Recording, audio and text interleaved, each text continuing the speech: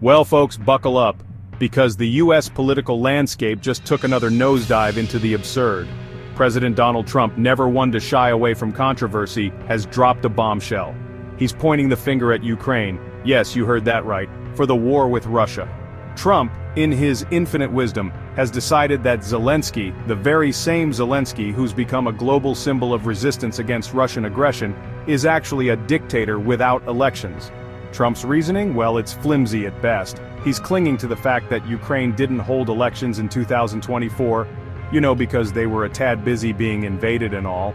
It's like blaming someone for not mowing their lawn when their house is on fire.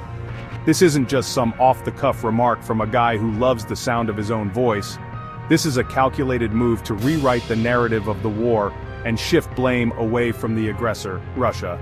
But why, you might ask, would Trump do such a thing? Well, that brings us to his cozy relationship with a certain Vladimir Putin. Zelensky, to his credit, didn't mince words. He basically said what everyone else was thinking. Trump's lost the plot.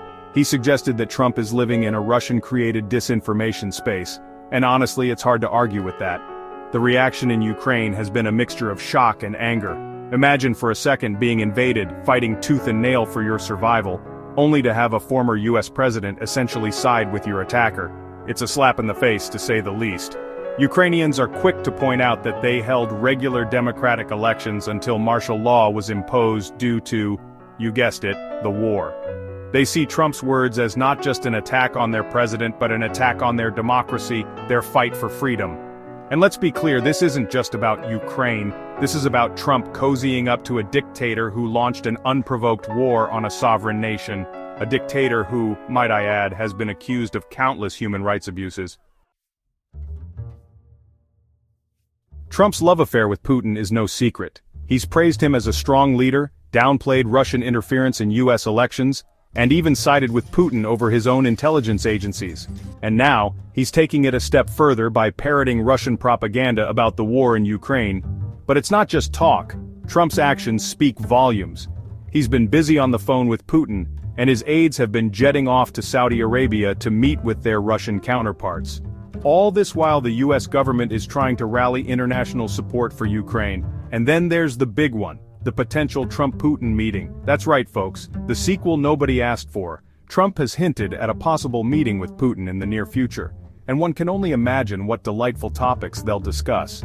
Perhaps they'll reminisce about the good old days of Russian election meddling, or maybe they'll brainstorm new ways to undermine NATO. Whatever they talk about, one thing is clear. Trump is aligning himself with Russia's interests, and that's a dangerous game to play. Ceasefire conflicts, two sides, different goals. So, Trump wants a ceasefire in Ukraine. Sounds great, right? Well, it's not that simple. See, Russia and Ukraine have very different ideas about what a ceasefire would look like. Russia, unsurprisingly, wants a ceasefire that benefits them. They want Ukraine to demilitarize, to give up its territorial integrity, to basically become a Russian puppet state. They want a ceasefire that rewards their aggression and leaves them free to threaten other countries in the region. Ukraine, on the other hand, wants a ceasefire that allows them to continue to exist as a sovereign nation. They want to maintain their territorial integrity, to rebuild their country, to join NATO and the EU. They want a ceasefire that doesn't reward Russia's aggression and that allows them to defend themselves against future attacks. Trump, with his pro-Russia stance, seems to be pushing for a ceasefire that aligns with Russia's goals. He's talking about deals and negotiations, but what he's really talking about is appeasement. He's essentially saying that Ukraine should just give Putin what he wants so we can all go back to pretending that Russia isn't a threat to global security.